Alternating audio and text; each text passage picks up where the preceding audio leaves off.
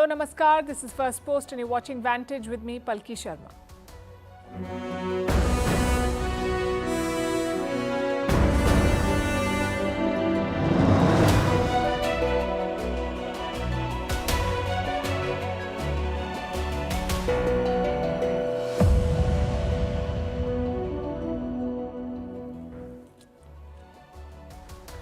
Today is October 7th.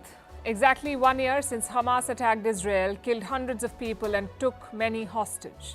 We were in Israel a day after the attack to tell you about the shock, the grief, the anger and the building response. It was a terrorist attack, there are no two ways about it, but it set in motion a series of events that have brought West Asia on the edge of the precipice.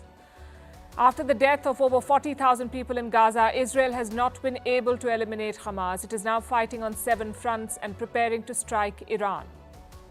As we bring you the updates tonight, we'll also look at the big picture and tell you why amid all of this, Netanyahu has picked a fight with the French president.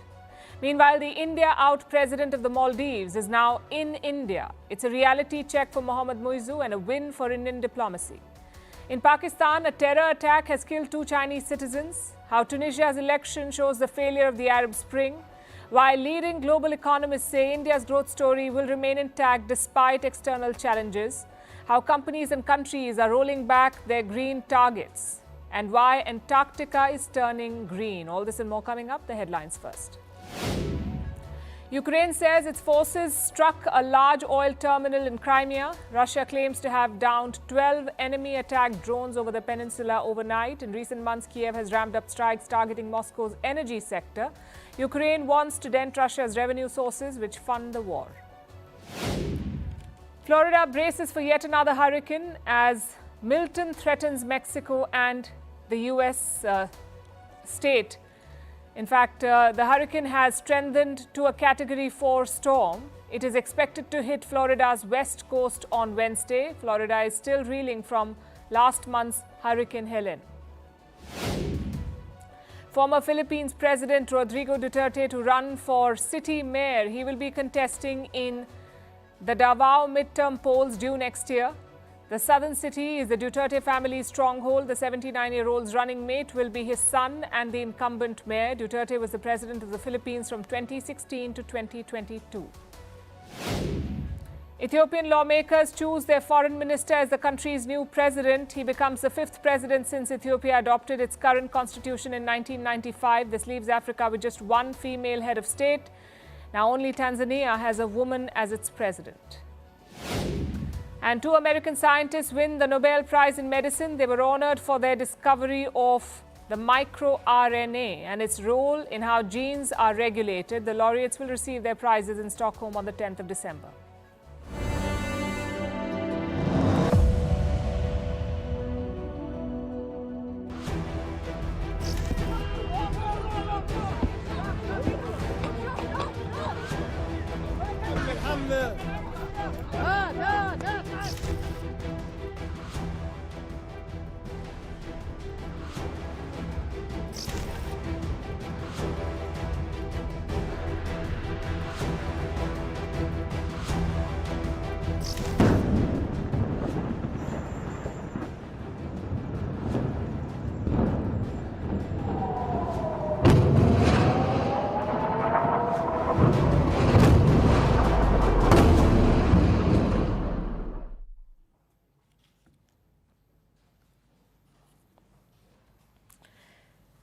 One year of the October 7th attack, exactly 365 days ago, Hamas invaded Israel. The attack had shocked the world. It ended almost 2 decades of peace in Israel, or the closest they've been to peace in a long time. Israel retaliated against the Hamas by invading Gaza. 1 year later, the conflict has snowballed and it threatens to consume the entire region, all of West Asia.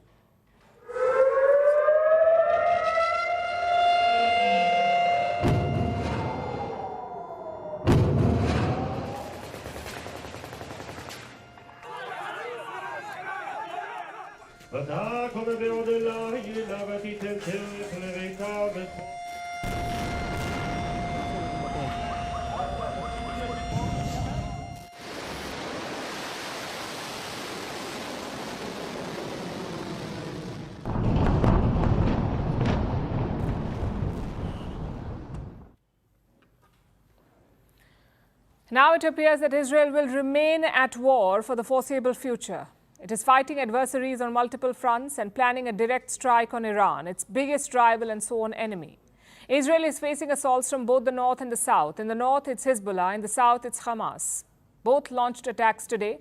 Air sirens rang out in several parts of Israel, including in Tel Aviv. Look at these pictures. This is a hotel building in Israel's Holon. A rocket attack by Hamas shattered its windows. Hamas fired at least 5 projectiles and left 2 people injured. This comes after Israel conducted airstrikes in Gaza yesterday. They struck 2 locations in central Gaza, a mosque and a school, which was being used as a shelter. Israel says these were Hamas command and control centers, and that is why they were attacked. The Israeli Defense Force, or the IDF, has no plans to go easy on Gaza. Today it issued fresh evacuation warnings, asking people living near Khan Yunis to leave. Khan Yunis is a city in southern Gaza. Similar orders were issued in the north as well. Fighting is intensifying in Lebanon too. Israel has struck more targets, more Hezbollah targets, and the other side is firing back. Yesterday, they shot more than 100 rockets across the border into Israel. And today, the Hezbollah conducted a fresh round of strikes. They damaged at least 60 apartments. They also targeted Haifa. Haifa is an important port city. Israeli forces have a base there in Haifa, and that's where the Hezbollah fired at, the military base. Now, reports say that they were successful.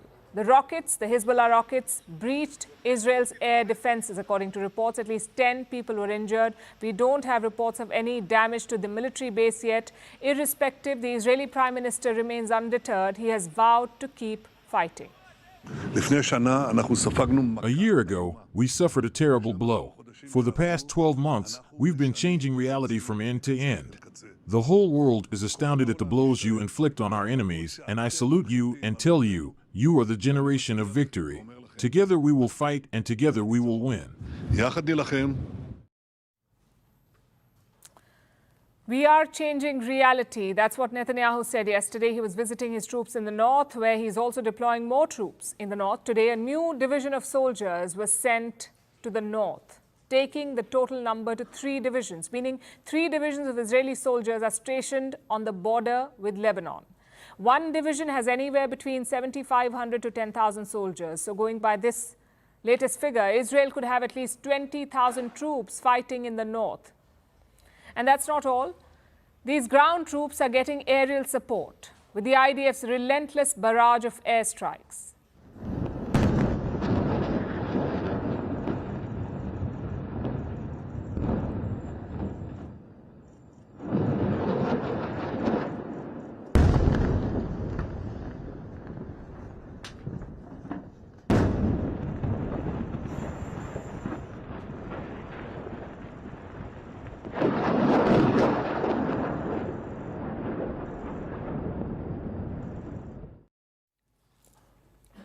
So fighting is intensifying both in the north and the south. And then there is Iran, which is bracing for an attack from Israel.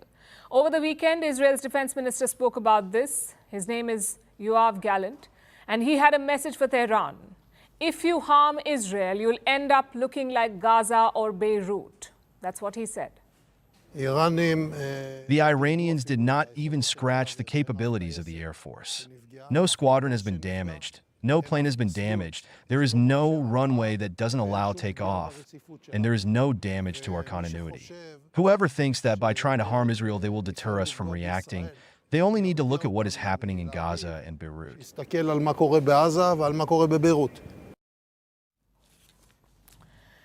So what is Israel's plan? How will it respond to Tuesday's attack? Israel's military is taking its time. It says it will strike Iran at a time and place of its choosing. Tehran says it is ready, that if Israel attacks, they will strike back. Tehran says it has a list of, and I'm quoting, many Israeli targets. So a lot of saber rattling and a wider war looks imminent. Meanwhile, the US and other Western nations are going through the motions, calling for de-escalation, a ceasefire in Gaza, and the return of hostages. That's what they're asking for. At best, these statements sound futile because neither Iran nor Israel appear to be in the mood for diplomacy at the moment. At worst, they're hypocritical, asking for the fire to be doused while adding fuel to it.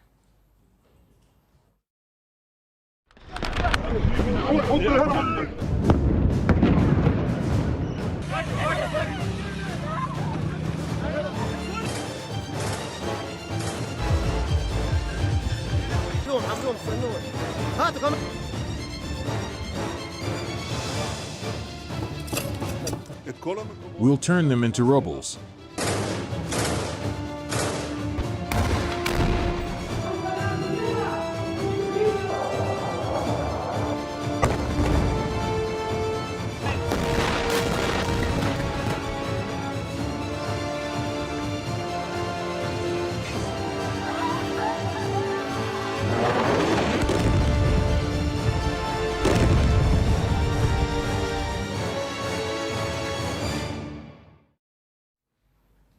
It was Israel's darkest day, a day that changed West Asia forever. No one saw it coming. Even when the reports trickled in, we couldn't believe it. Children had been killed, teenagers had been raped, even senior citizens tortured. We knew that Hamas was brutal, but this attack was beyond anything imaginable. It was pure evil. At first, Israel was gripped by sorrow and shock, but soon that turned into fury, a quest for revenge. And you can't blame them. After what happened on that day, Israel had to respond, and they had every right to do so. But Israel's actions went beyond self-defense. They carpet-bombed Gaza in the months ahead, even targeted schools and hospitals, and that is where Israel lost its way.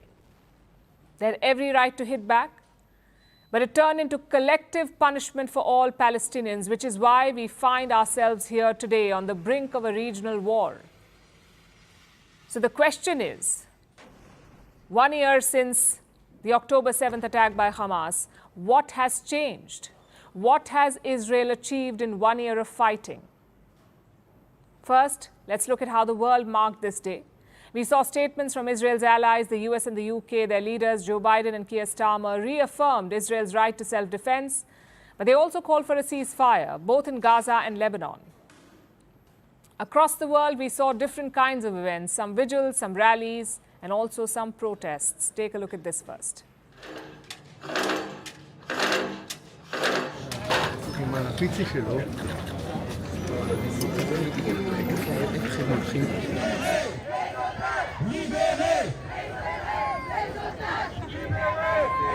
much everyone for coming here. We already have the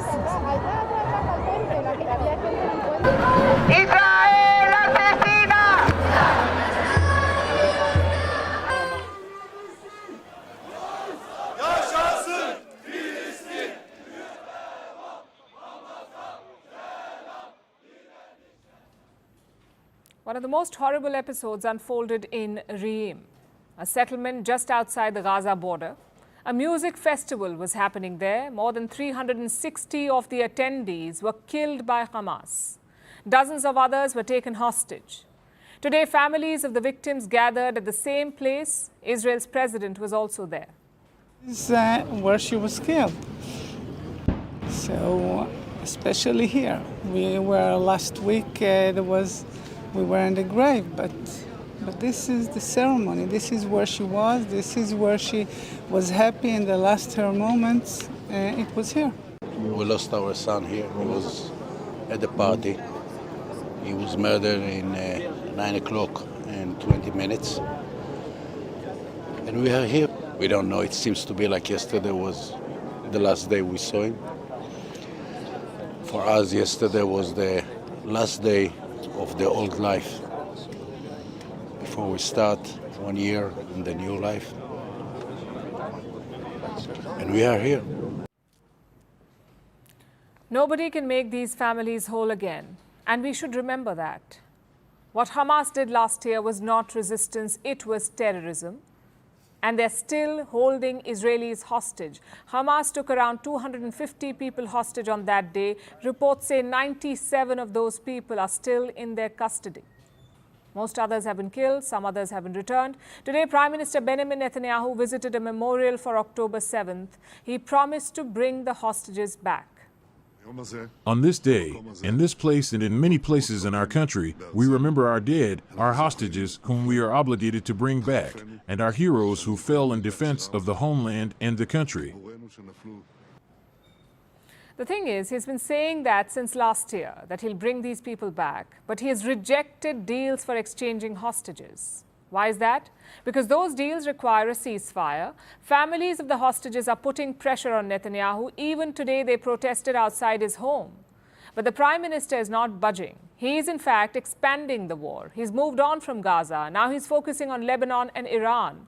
Of course, the people of Gaza do not have that luxury. They're stuck in a spiral of war. October 7th marked the beginning of their death, displacement, and tragedy. Before October 7th, one had dreams. Me as a father, I have 6 children. My biggest burden was that I provide them with homes, I find them wives. But after October 7th, this came to nothing. Gaza has become an uninhabitable place, an unfit place to live safely at the very least, due to the destruction of everything on this land after everything in it was targeted, including stones, trees, children, men, women, and even agricultural lands and water wells, since October 7th of last year until October 7th of this year. I hope Hamas is listening to all these people, the people they claim to represent. Around 42,000 people in Gaza are dead. Nearly every Gazan is displaced. Is this what Hamas wanted for its people? Death and displacement? If yes, well done. You have successfully hurt your own people. But let's keep the emotions aside for a moment. Let's look at the strategic landscape. What has Israel achieved since last year? Broadly, 3 things. Number 1, they have managed to weaken Hamas. Weaken, not eliminate. Hamas had nearly 25 to 30,000 fighters before October 7th last year. Israel claims to have killed 17,000 of them. Even top commanders have been taken out, including their chief Ismail Haniyeh. Israel killed him. But Hamas is not down. Is only down, it is not out. Today they fired rockets at the city of Tel Aviv. No casualties were reported, but some residential buildings were damaged. What does that tell you? That Hamas retains the ability to strike Israel. It's a direct challenge to Netanyahu because he said that his war goal was to eliminate Hamas. Yet Hamas is firing rockets at Tel Aviv. Number 2, Israel finds itself isolated on the global stage. What happened at the United Nations sums it up. Netanyahu walked up to address the General Assembly. Immediately, dozens of delegates walked out, which shouldn't have been the case. Remember, Israel was the victim last year. The whole world was mourning with them. But Netanyahu's tactics put them off. He basically squandered the moral high ground. Which brings us to the 3rd point. The future looks very unstable. Israel is on a was on a path to normalization with the Arab world. I'm guessing that will have to wait. Same with the 2-state solution. The trust deficit between Israelis and Palestinians has widened. In 2012, 61% Israelis backed a 2-state solution. But after October 7th, that number is less than 25%. So the sentiment has clearly shifted, not just on the Israeli side, but across the region. For hawks like Netanyahu, this is good. He's never liked the 2-state solution. Plus, he's always wanted a direct face-off with Iran. But in the long run, it could quash the hopes of a stable West Asia.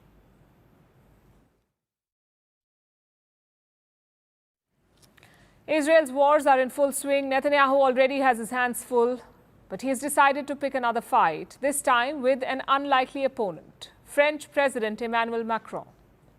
The latest tiff started because of Macron's comments on Saturday. Nous essayons aussi d'être cohérents. We also try Et to lorsque be nous consistent. demandons des And cessez-le-feu, when we call for c'est le cas pour ceasefires, Gaza, ça a this is aussi the été le case cas for Gaza. pour This was le also Liban the la semaine case for dernière. Lebanon last week. Eh bien, nous tâchons Well, we de try not to ne call pas for a demander un ceasefire cessez-le-feu while tout en continuing to continuant à livrer les deliver armes de la guerre. And I think it's just Et je consistency. pense que c'est simplement de la cohérence. La semaine dernière, à New York, Last week, in New York, President Biden, like myself, endorsed a ceasefire text for Lebanon that the United States was in favor of. In finalizing this text, it had been discussed with both Lebanese actors and Israel. And I regret that Prime Minister Netanyahu made another choice and took on this responsibility, in particular land operations on Lebanese soil. And so, yes, if we call for a ceasefire, what's consistent is not to provide weapons of war. And I think that those who supply them cannot call for a ceasefire every day and continue to supply them. la cohérence, c'est de ne pas fournir les armes de la guerre. Et je pense que ceux qui la fournissent. It seems logical enough. It's hypocritical and frankly absurd to call for a ceasefire while fueling a war, while supplying weapons being used in the same war. And France really does not provide weapons to Israel. They sent just about $33 million worth of equipment last year, which is what Israel burns through in a day. So Emmanuel Macron is not lying. And he's right about the hypocrisy. It's something that the US would do well to understand. But Macron's statement drew sharp criticism from Netanyahu. As Israel fights the forces of barbarism led by Iran, all civilized countries should be standing firmly by Israel's side. Yet President Macron and some other Western leaders are now calling for an arms embargo against Israel. Shame on them. Is Iran imposing an arms embargo on Hezbollah, on the Houthis, on Hamas, and on its other proxies? Of course not. The axis of terror stands together. But countries who supposedly oppose this terror axis call for an arms embargo on Israel. What a disgrace. Now, some of you might agree with Netanyahu. Iran definitely won't impose an arms embargo on its proxies. So then why is Macron calling for an end to arms supplies to Israel? Well, Macron has his own agenda. Right now, he's concerned about just one thing, and that is the safety of Lebanon. For those of you who don't know, here are some facts about Lebanon. It's a country in West Asia. It is located to the north of Israel. The population there is about 68% Muslim, both Shia and Sunni, 68%, and about 32% Christian, mostly Maronite Christians who are in full communion with the Catholic Church. What's more, this country is francophone, meaning they speak French. Arabic is the official language of Lebanon, but about half the country can speak some degree of French. French is sometimes used as an official language in governance. This is because France once controlled Lebanon. It was in the aftermath of the First World War. France was given Lebanon and Syria after the fall of the Ottoman Empire. In fact, Lebanon exists as we know it today because of France. Here is what Paris did. It merged the Maronite Christian territories with the traditionally Arab areas, and it created the modern country of Lebanon. So France has ties with Lebanon and its people. Now, with this in mind, let's look at the situation in Lebanon again. Israel is fighting Hezbollah, a Shiite militant group based in Lebanon, living side by side with Sunni Muslims and Maronite Christians. Israel is bombing Lebanon, and the bombs do not differentiate between the Hezbollah fighter and the Lebanese civilian. So a large proportion of the people getting killed are French-speaking Maronite Christians. This would be enough to bother any French president, and Emmanuel Macron has always seen himself as something more, a new unifier of the French-speaking world. His achievements on that front can be doubted, but his ambition cannot. Macron has always wanted to be seen as a leader of Europe and of French-speaking countries. And that is why he spoke out this weekend while his country was hosting a summit of Francophone nations. It was another attempt to take the leading role in the French-speaking world, and it's something that Lebanon is counting on. Frankly, we're counting on France a lot, much more than other countries. We are also counting heavily on the Franco-American initiative, which was prepared in New York. So will Macron's support change anything, or will it just make Netanyahu more aggressive? Guess we'll find out in the days to come.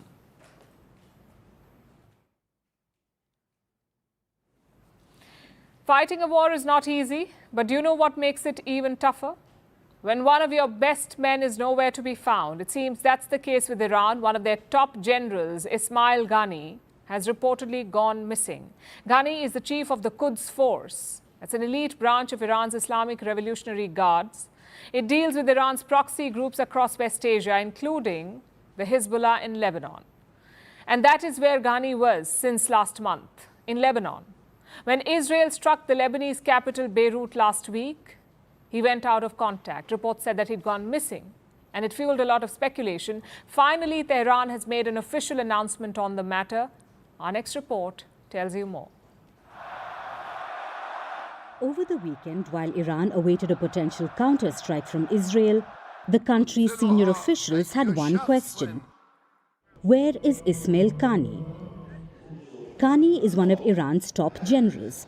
He is a veteran of Iran's Islamic Revolutionary Guard Corps and became the commander-in-chief of the Quds Force about 4 years ago.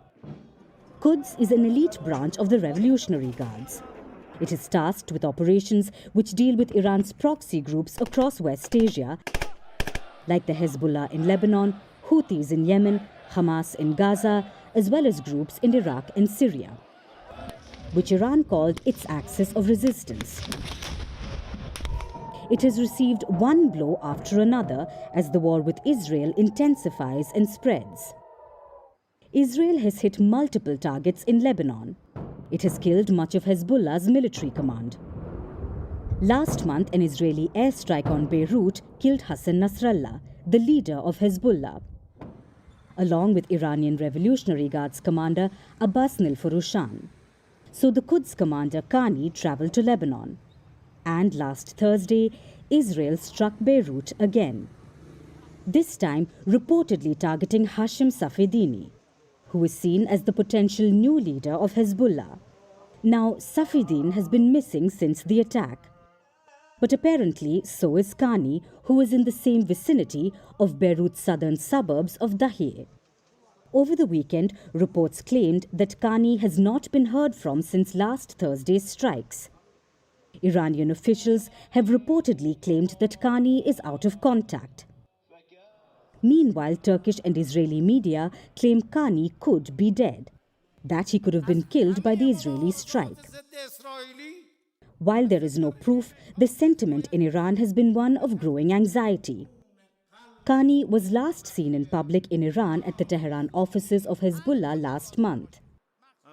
More importantly, he was absent last Friday when Iran's supreme leader Ayatollah Ali Khamenei led a rare prayer service. As speculations mounted, Iran was forced to respond.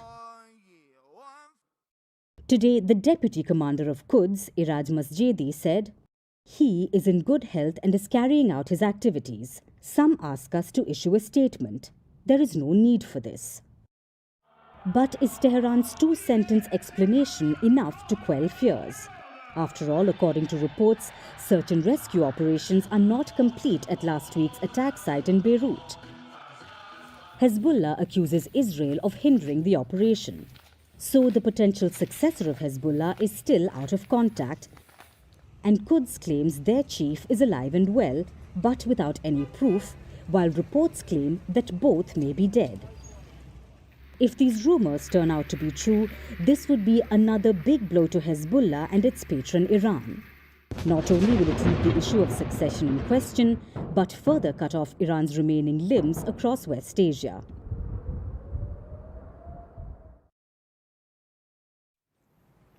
The war in West Asia is bad news for the global economy. It's a no-brainer, really. Conflicts anywhere create new challenges. And this is an oil-producing region, West Asia. So conflict here creates multiple uncertainties, especially for oil-importing countries like India. So how is India faring? Is the war hurting our growth story, or is India showing resilience? Leading economists have been weighing in on this subject, and they remain optimistic about India. One of them is Larry Summers, former US Treasury Secretary and now a professor at Harvard. Last week, Larry Summers was asked about the Indian economy and he was bullish. Listen to what he said, I'm quoting, "I'm optimistic about India's prospects to increase its GDP sixfold by the century of independence and be the most rapidly growing economy in the world over the next 5 years, the next decade and the next generation among major economies." So by 2047, India would increase its GDP by 6 times. That is what Summers says. He also hailed Indian Prime Minister Narendra Modi and his economic policies. According to Summers, Prime Minister Modi has, quote-unquote, energized the Indian economy. He praised India's progress in building both physical and digital infrastructure. And Summers is not the only one saying this. Alvaro Santos Pereira is also bullish on India. He is the chief economist of the OECD, the Organization for Economic Cooperation and Development. It's an intergovernmental organization, sort of like a club of rich countries. It has 38 members, OECD, and it works to promote global trade. India is not a member of OECD, but it works closely with this group, and this is the OECD's assessment of India. that recent reforms will benefit the Indian economy. Again, I have a quote. It's exactly this reformist attitude that you can see prevailing and across all levels of government. Every time that I come here, I see progress. The country is moving very well. India will continue to do really well in the next few decades. Which reforms is Pereira referring to? Broadly two. First, how we deal with bankrupt companies, and second, how we get foreign investments. These are the two things that he's talking about. Let's take this one by one. The first reform is the insolvency and bankruptcy system. What is an insolvent company? It is one that cannot repay its debt. Basically, a company that has run out of cash. Earlier, India lacked a mechanism to deal with such companies. So it took years for a failed business to wind up. It was very hard to shut a business in India, but that's not the case anymore. The government introduced a reform. It sped up the liquidation of failed businesses, meaning you can now quickly wrap up and move on. According to the OECD, that's the first big positive. The second is the easing of restrictions in FDI. FDI, as you would know, is foreign direct investment. It's easier to get it now, so there are fewer hoops to jump through. Pereira says these changes have made India attractive to investors, both foreign and domestic investors. So India's long-term growth story remains intact. What about the short term? Will geopolitical challenges slow down India's growth? Honestly, it's too soon to tell, but Indian businesses are not too worried. The CII recently conducted a survey, that's the Confederation of Indian Industry. This survey revealed some interesting insights. Businesses are confident about India's growth. And where does this optimism stem from? For starters, consumption activity. Businesses feel that it is going to rise in the coming days, including the demand from rural India. They expect it to rise, it's expected to strengthen. What else? Fresh private investment and the government's continued focus on reforms. All these factors together are being seen as positives for the Indian economy. So the momentum is clearly in India's favor. The challenge now is to turn it into long-term sustainable growth.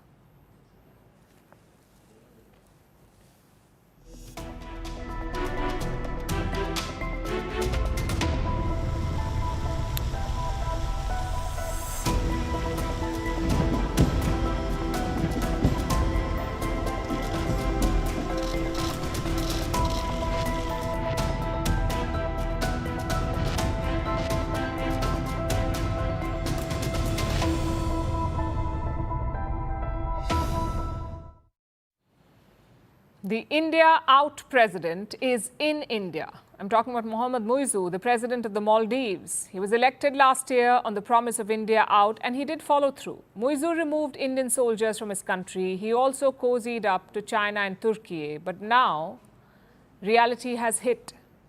Muizzu is on a 5-day state visit to India. Today he was in New Delhi. First he received a ceremonial welcome in the Rashtrapati Bhavan. Then he held talks with Prime Minister Narendra Modi. And finally he signed some deals. Of course, everyone is asking the same question. Is this a U-turn? And if it is, then why? Well, the first answer is yes. It is a U-turn, a classic one. Muizzu had called India a bully. He said his country was not anyone's backyard. Compared to that, his tone has certainly softened. Listen to this. India is a key partner in the socio-economic and infrastructure development of the Maldives and has stood by the Maldives during our times of need. Bully to keep partner. He's come a long way. Prime Minister Modi also praised this relationship. He highlighted India's neighborhood first policy. He also talked about India's role as the first responder. Bharat और मालदीव के संबंध सदियों पुराने हैं और भारत मालदीव का सबसे करीबी पड़ोसी और घनिष्ठ मित्र देश है। भारत ने सदैव मालदीव के लिए फर्स्ट रिस्पॉन्डर की भूमिका निभाई है। आपकी यात्रा से हमारे संबंधों में एक नया अध्याय जुड़ रहा है। So great optics, very warm statements. Finally, we come to the deals. India and the Maldives have elevated their ties. It is now a comprehensive economic and strategic partnership. India has also extended some financial help. 2 currency swap deals. One is worth $400 million. The second is 30 billion rupees, which is about $360 million. These will boost the Maldives' forex reserves.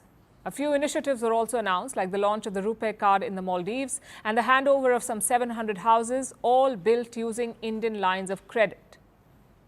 And Muizu's trip is not over yet. He will also be traveling to Agra, Mumbai and Bengaluru, and he will only return home on Thursday. So quite a long stay for Muizu, and that too in a country that he villainized not very long ago. What explains this change of heart? Mainly the economic condition of his country. The Maldives' forex reserves are at $440 million, which can cover imports for up to 6 weeks. What happens after that? Mali could run out of dollars. What's more, a debt payment is coming up this month. The Maldives has issued Islamic bonds worth $500 million, and this month a $25 million payment is due. Now, no country has ever defaulted on Islamic bonds. The worry is that Mali could be the first. So what does Muizu do? Fly over to India. He says India will ease his financial burden, and he's right. In May this year, India did renew its subscription to Maldivian treasury bonds. That was $100 million. And today, 2 more packages were announced. So Muizu did get the help that he wanted, that he was hoping for. Basically, a bailout from India, that's what he's got. Secondly, he is wooing Indian tourists. Many of them have ditched the Maldives, especially after this year's diplomatic standoff. Indian footfall in the Maldives has dropped by 50,000. It has led to losses worth $150 million. That's a lot of money for this country, the Maldives, which is why their president, Mohammad Muizu, is traveling beyond Delhi. He wants to spread the message that Indians are welcome in his country. It is basically a reality check for Muizu. He thought that he could cut India out, maybe replace New Delhi with Beijing, but that is easier said than done. The Maldives has depended on India for most things: food, infrastructure, health, sometimes even drinking water. And a big reason for that is geography. India is just 300 kilometers from the Maldives' northern islands. China is thousands of kilometers away. So you cannot expect China to replace India. It is, of course, geographically impossible, but also politically impossible. Perhaps Muizu has realized that, which is why he circled back to India.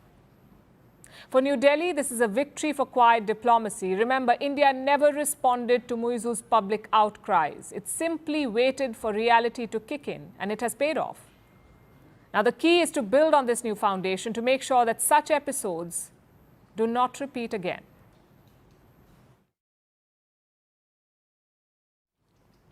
In Pakistan, there was a suicide blast today. It killed 2 Chinese nationals, and the third one is in critical condition. The attack targeted a Chinese convoy. It was leaving Karachi's international airport. That's when the blast happened. The Baloch Liberation Army has claimed responsibility for this, saying that it was behind this attack. Islamabad says it won't go unpunished. It promises strict action. It looks like China wants more than words. It wants concrete protection for its people and its projects in Pakistan. The question is, can Islamabad or Rawalpindi assure that? Because this is not the first such attack on Chinese interests in Pakistan. Here's our report. It was around 11 p.m. local time. Chinese workers were traveling in a convoy when a massive blast hit them. 2 people were killed. 1 remains injured. 9 locals were also hurt in the blast. It took place near Karachi's international airport. Security officials rushed to the scene. So did multiple firefighters. Several charred vehicles were found at the site. जो initial इतला हुई है वो एक oil tanker जो है उसके आग लगने से जो मुतअद्दिद गाड़ियां जो है वो उसकी जद में आई हैं और उससे बहुत सारा कोलैटरल डैमेज हुआ है उसको हम अभी मज़ीद असर्टेन कर रहे हैं कि इसमें दहशतगर्दी का एलिमेंट या कोई और एलिमेंट जो है तखरीबकारी का वो किस हद तक है जिसको हम अभी रूल आउट नहीं कर सकते.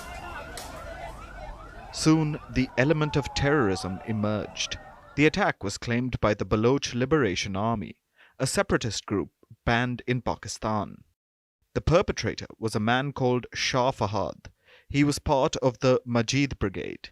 That's the Baloch Liberation Army's dedicated suicide squad. They used an improvised explosive device, or IED. The target was a high-level convoy It consisted of Chinese engineers and investors. They were just leaving the Jinnah International Airport. Pakistan's Prime Minister has called it a heinous act. He offered condolences to China. Meanwhile, Beijing wants more than just condolences. It wants punishment for the attackers. China is calling this a terror attack, and it wants Islamabad to act fast to punish the perpetrators. But this isn't the first for either China or Pakistan. The Chinese officials who were killed worked for the Port Qasim Electric Power Company. It's located around 37 kilometers southeast of Karachi. The project is part of the CPEC, the China-Pakistan Economic Corridor. It's a part of China's multi-billion-dollar Belt and Road Initiative. So thousands of Chinese workers are in Pakistan. They are working on these projects, and Islamabad can't seem to guarantee their safety. In 2018, the Chinese consulate in Karachi was targeted. In 2020, the Pakistan Stock Exchange was attacked because it's partly owned by a Chinese consortium. In 2022, another suicide attack near a Confucius Institute killed 3 Chinese tutors. In March this year, 5 Chinese engineers were killed. This was near the China-backed Dasu hydropower project. But the question is, why is the Baloch Liberation Army targeting Chinese projects? The separatist group believes Beijing is helping Islamabad exploit Balochistan. It accuses both China and Pakistan of unfair exploitation of resources by outsiders in the mineral-rich region, hence the attacks. Beijing has long asked Pakistan to control the attacks, but Islamabad has repeatedly failed to do so. In fact, last year, it even shut down Chinese businesses in the name of keeping them safe. The attack also comes just days ahead of the Shanghai Cooperation Organization or SCO meeting, so this could be a problem for Pakistan. It must keep its big brother China happy while guaranteeing security for the SCO nations. Will Islamabad be able to guarantee that? Well, their track record doesn't inspire any confidence.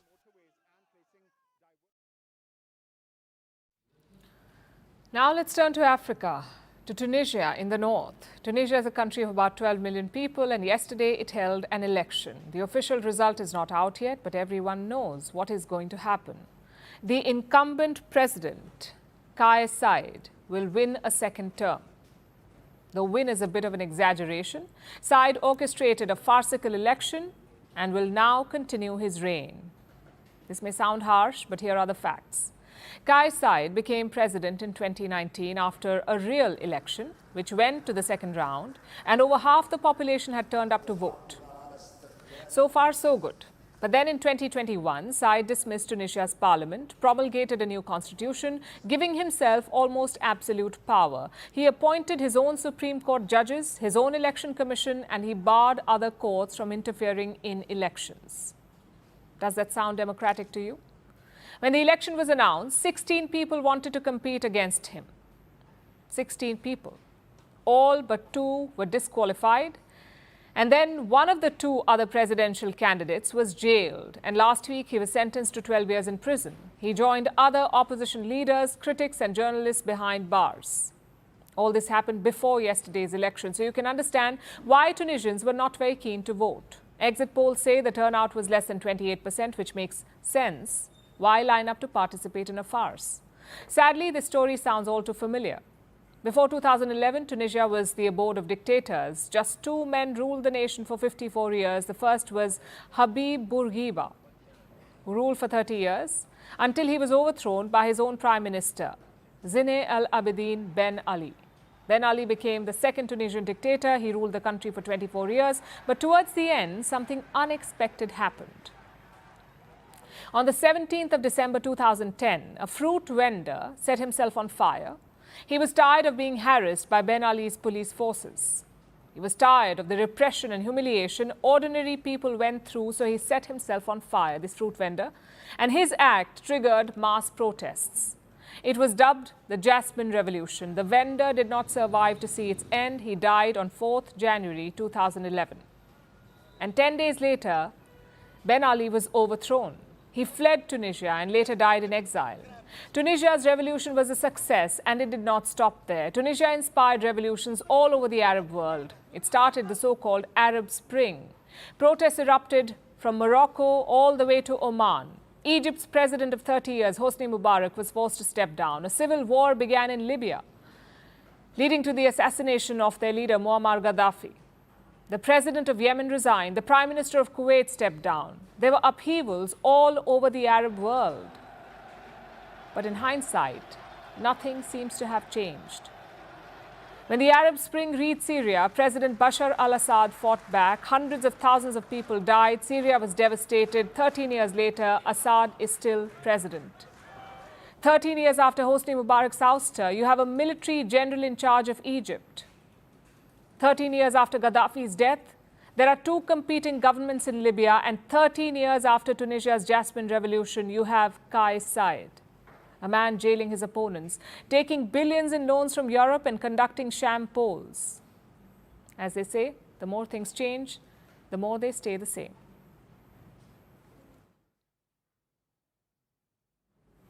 Speaking of which, corporate bigwigs are also changing things up. They're green targets. That's what they're changing. The latest is BP, the British oil giant. In 2020, BP announced a very ambitious target to cut their oil output by 40% by 2030. The goal was to move towards renewables. Last year, that target was scaled back from 40% to 25%. People did raise some eyebrows, but they thought, well, something is better than nothing. Well, now it is nothing. Latest reports say that BP has abandoned the target altogether. They will not reduce oil output by 2030 at all. In fact, they're doubling down. BP is eyeing 3 oil projects in Iraq, 1 in Kuwait, and 2 in the Gulf of Mexico. But why the change in direction? Well, mainly 2 reasons. One is investor concerns. BP shares are 17% down in the last 6 months. So the company wants to turn things around. How? By focusing on its bread and butter, or in this case, oil and gas. Reason number 2 is geopolitics. You see, Europe is turning away from Russian oil and gas, so there is an energy crunch in the region. Renewables alone cannot solve it. And it's not just BP.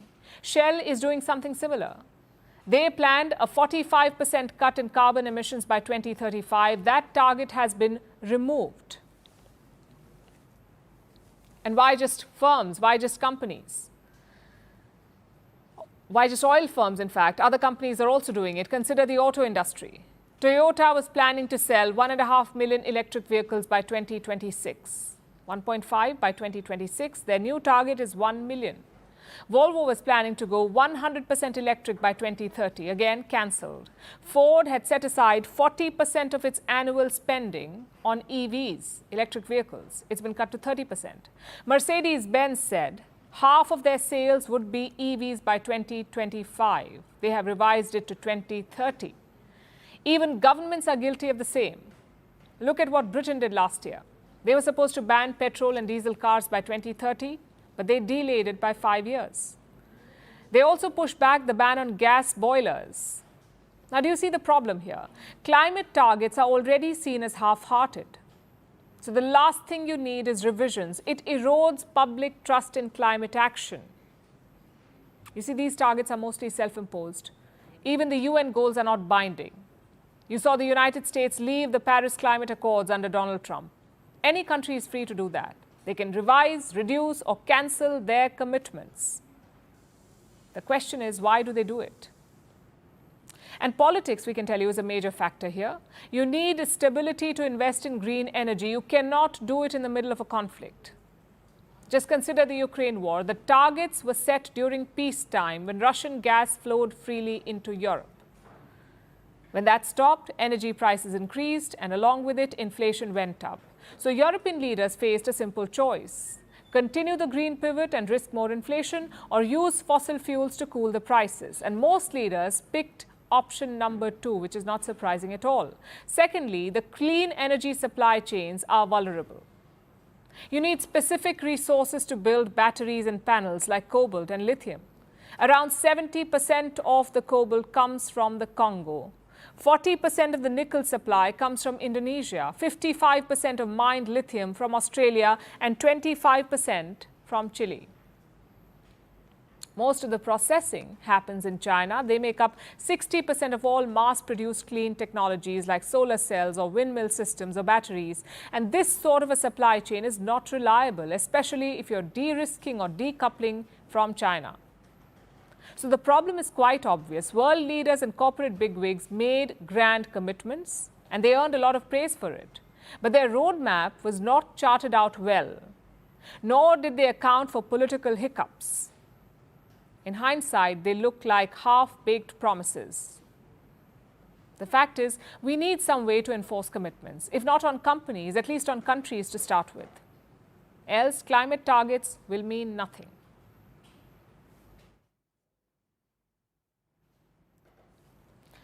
Speaking of which, let's turn our attention to the coldest place on Earth, Antarctica, which is not as cold as it used to be, all thanks to, you guessed it, climate change.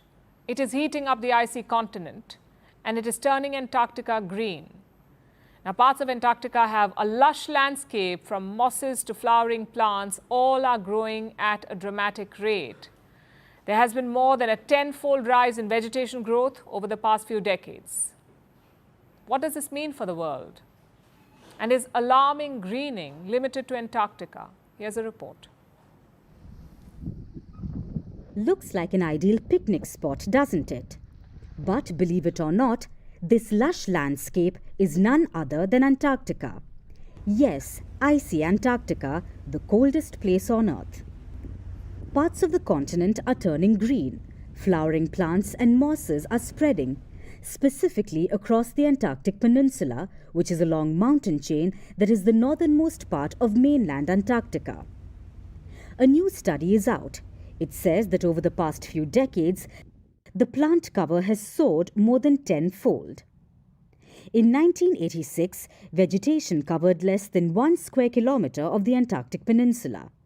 But by 2021, plants spread to cover almost 13 square kilometers, and this process has only sped up with each passing year. For instance, the plant growth accelerated by more than 30% between 2016 and 2021. While this may seem like an exciting and even an Instagrammable phenomena, scientists have used satellite images to analyze this vegetation. And their response has been singular. This kind of plant growth is alarming.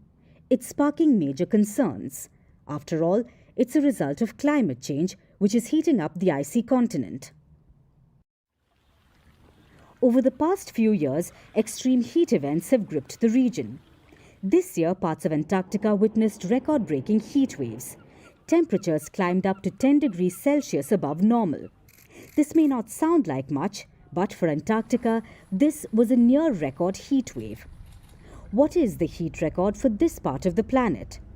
It happened just 2 years before, when in 2022, temperatures reached 21 degrees Celsius above normal. And these heat events don't just change the iconic landscape of this icy continent, they cause tremendous harm. The more the region greens, the more soil forms, which means it will become unfavorable for present species and invite invasive species. From seeds and plants to animals who will find their way to Antarctica and become a potential threat to the native wildlife. Plus, Antarctica's ice is very important for the world. It reflects solar radiation back into space. This helps keep our planet cool. If the ice reduces, Antarctica will reflect less heat. Why? Because of Science 101. Darker surfaces absorb more heat. So as the greening increases, Antarctica's ability to do this job reduces, which further warms up the planet. So the risks are obvious. And if this scares you, look at the bigger picture, because what's happening in Antarctica is not limited to the region. Thanks to climate change, greening has also been reported in the Arctic, where in 2021, rain fell for the first time ever and not snow. The Sahara Desert, one of the driest places on Earth, is also turning green thanks to heavy rainfall this year, which has made floods stronger and more frequent. With worsening climate change, our iconic landscapes have turned into a nightmare dressed like a daydream.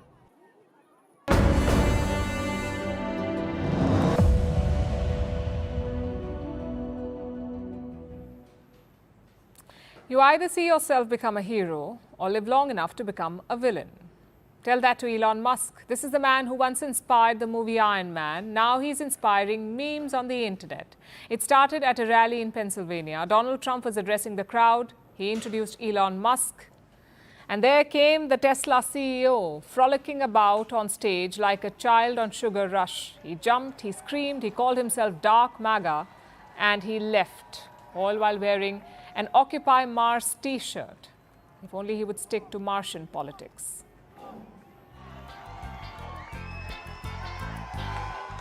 Hi, everyone. As you can see, I'm not just MAGA, I'm Dark MAGA. Is the only reason we can now send America astronauts into space. Take over, Elijah.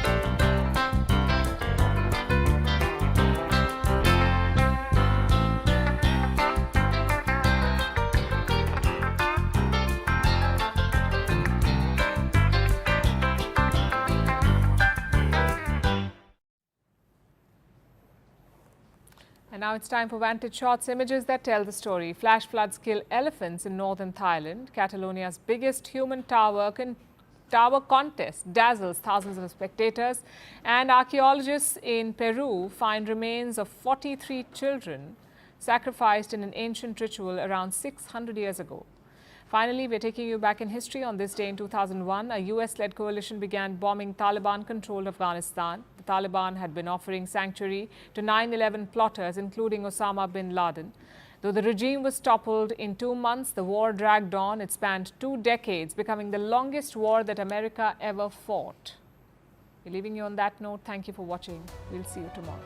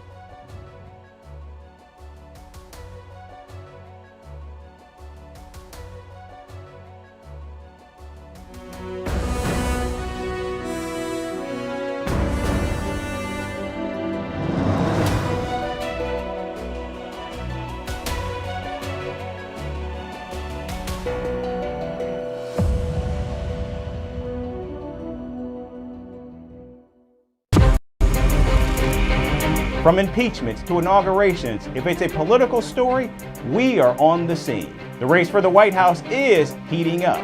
Kamala, you're fired. I say, bring it on. If it's breaking news, we're live with the latest coverage. From the White House, the State Department, and Capitol Hill. We know the issues, but above all, we know the players to bring you the latest in-depth analysis on all the key stories that we're covering. I'm Eric Ham. Join me from Washington here on Firstpost America.